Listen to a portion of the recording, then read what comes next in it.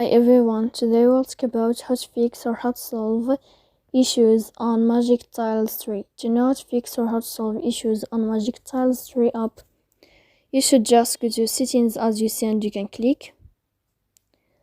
After that you can click on first stop and you can click OK.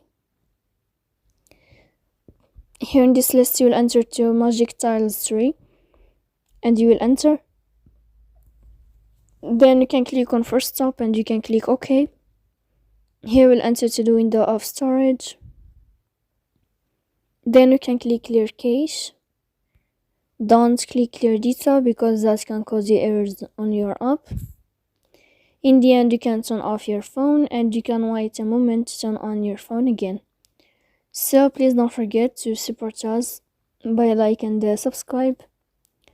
See you next time in another video and thank you for your attention.